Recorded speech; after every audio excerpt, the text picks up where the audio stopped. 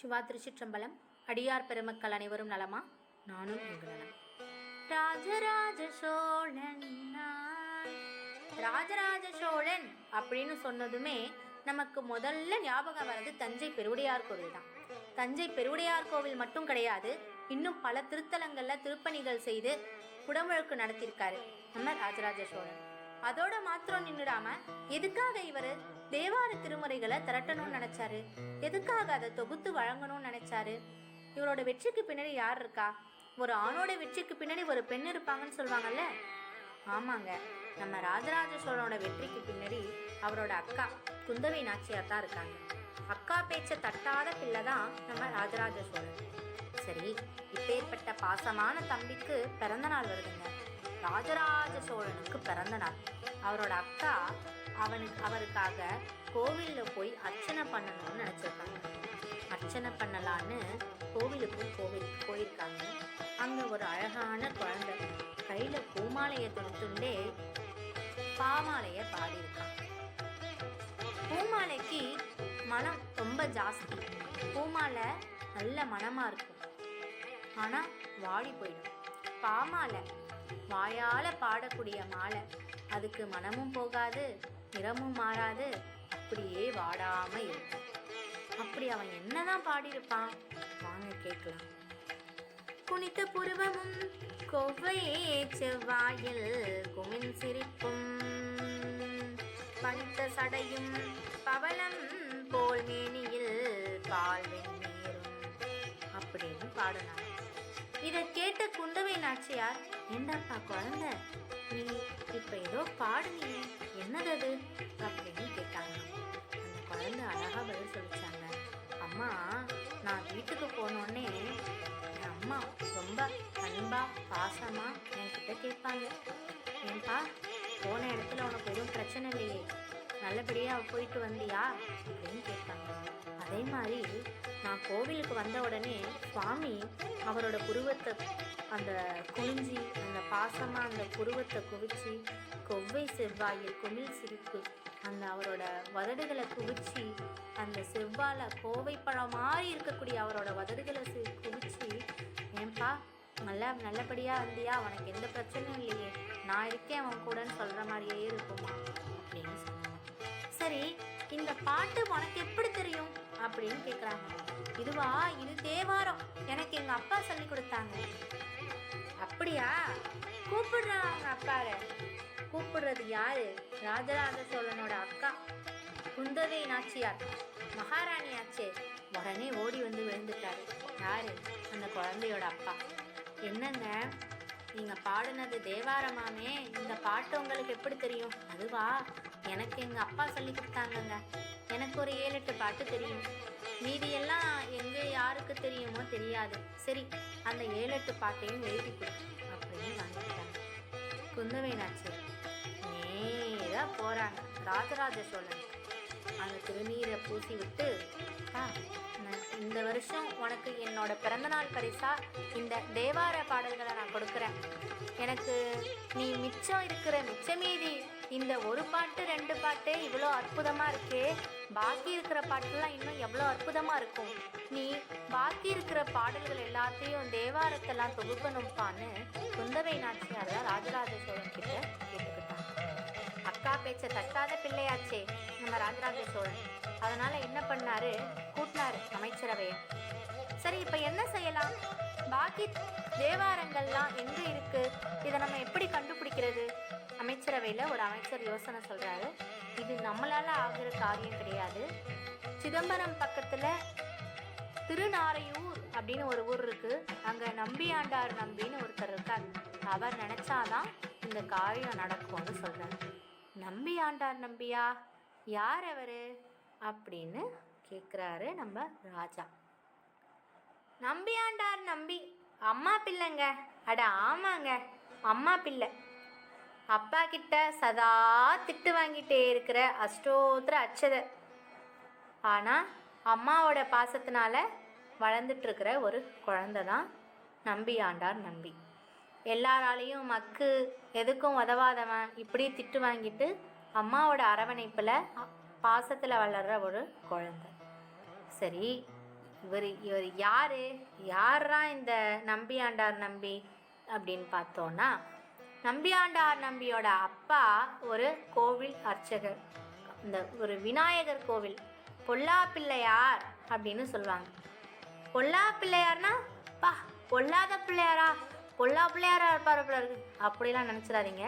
பொல்லா பிள்ளையார் அப்படின்னா ஸ்தபதிகள் சிற்பிகளால் செதுக்கப்படாமல் தானா சுயம்புவாக வந்த மூர்த்தின்னு சொல்லுவாங்க இல்லையா, சுயம்புவாக வந்த பெருமான்னு சொல்லுவாங்கள்ல, சிற்பிகள் ஒளிப்படாமல் தானாக தோன்றின விநாயகர் தான் கொல்லா பிள்ளையார்.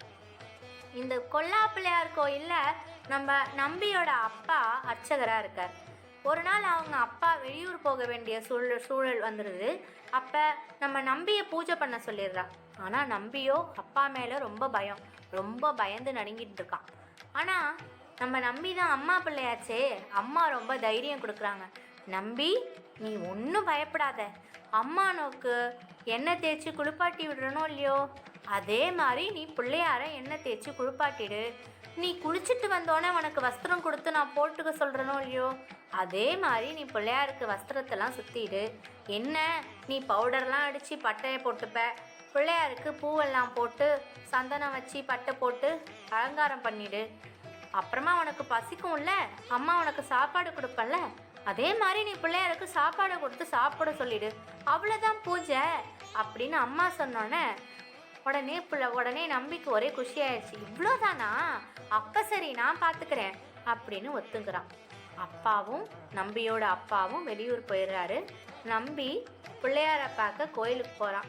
கையில் கொழுக்கட்டை, அவங்க அம்மா கொடுத்த எண்ணெய் கிண்ணம், அவங்க சொன்னது அம்மா சொன்ன அத்தனை வார்த்தைங்களையும் ஞாபகம் வச்சுட்டு கோயிலுக்கு போகிறான். கோயிலுக்கு போய் பிள்ளையாரை பார்க்குறாரு. பிள்ளையாரை பார்த்தா ஒரே சந்தோஷம். ச்சே, இவ்வளோ நாள் கழிச்சு இன்றைக்கி தான் நம்ம பூஜை பண்ணுறதுக்கான பாக்கியம் நமக்கு கிடச்சிருக்கு அப்படின்னு சுவாமிக்கு கையில் வச்சுருக்கிற எண்ணெயை தேய்ச்சி விட்றான்.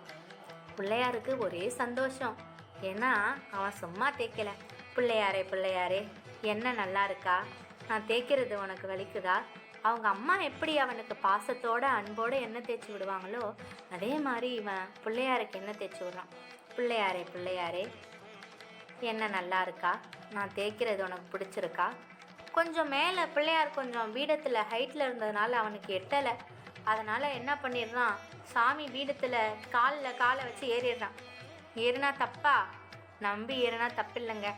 ஏறி பிள்ளையார் உடம்பு முழுக்க நல்லா எண்ணெய் குழுன்னு எண்ணெய் தேய்ச்சி வஸ்திரம்லாம் போட்டு அலங்காரம் பண்ணி பூவெல்லாம் வச்சு எல்லாம் பண்ணி முடிச்சுட்டு கடைசியா அப்புறம் என்னவோ சொன்னாலே அம்மா, பிள்ளையாருக்கு பசிக்கும்ல, சாப்பாடு கொடுக்கணும், இந்த கொழுக்கட்டை வா சாப்பிடு அப்படின்னு கூப்பிட்றான்.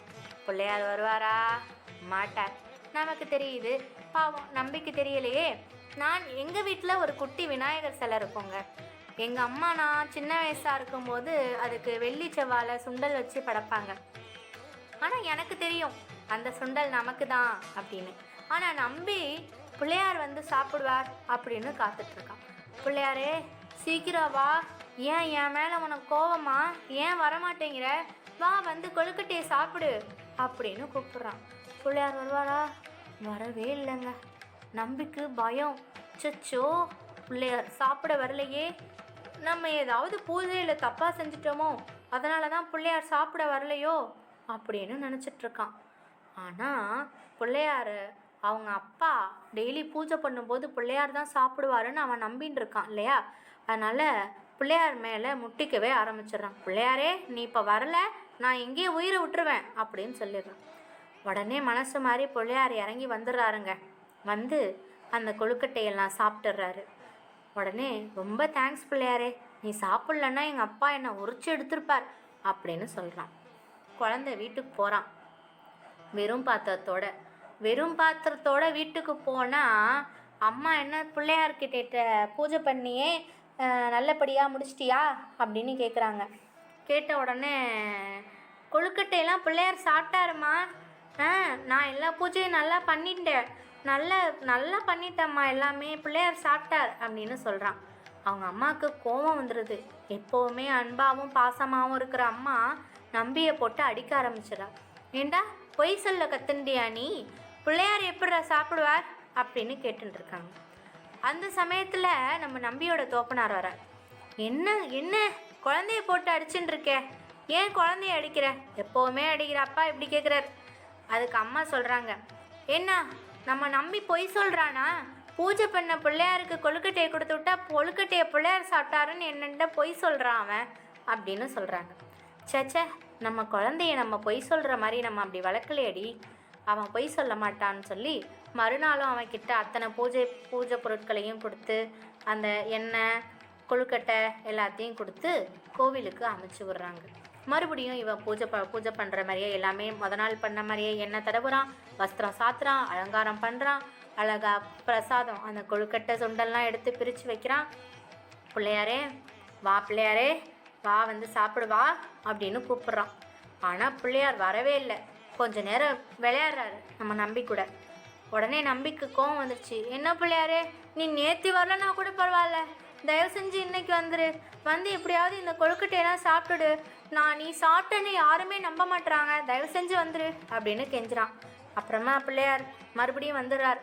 அந்த நம்பியோட தோப்பனாருக்கெல்லாம் ஒரே ஆச்சரியம், என்னடா இது, இப்படி நம்ம இத்தனை வருஷமாக பூஜை பண்ணுறோம், நமக்கு வராத இந்த விநாயக பெருமான் இந்த நம்ம குழந்தை வந்து பூஜை பண்ணியிருக்கான், அவன் விளையாட்டுத்தனமாக எல்லாமே செய்கிறான், உடனே வந்துட்டாரே அப்படின்னு. அப்போ தான் நம்பியோட பெருமையெல்லாம் ஊர் உலகத்துக்கே, அந்த ஊருக்கே, திருநறையூருக்கே தெரிய ஆரம்பிக்கிறது.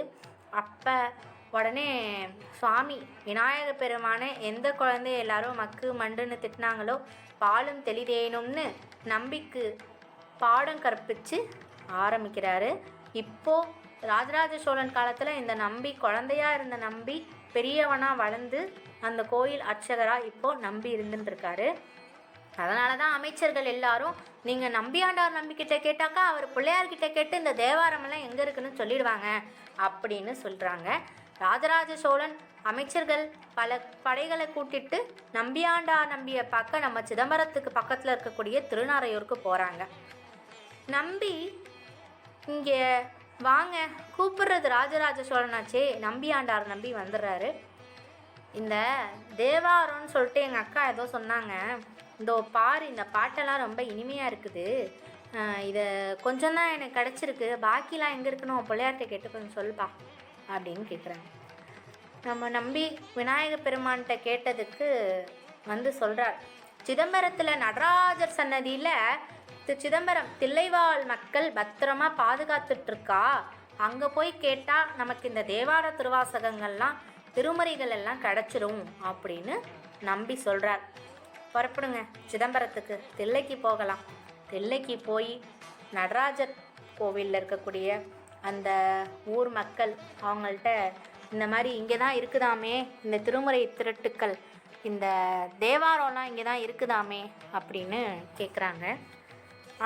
அங்கே பூச்சி கரையான் இதெல்லாம் அரிச்சு வீணாகி மடிஞ்சு போனது போக பாக்கி மிச்சமீதி இருந்த திரட்டுக்கள், தேவார திரட்டுக்கள்லாம் கிடைக்கிது. யார் கையில்? நம்ம ராஜராஜ சோழன் கையில்.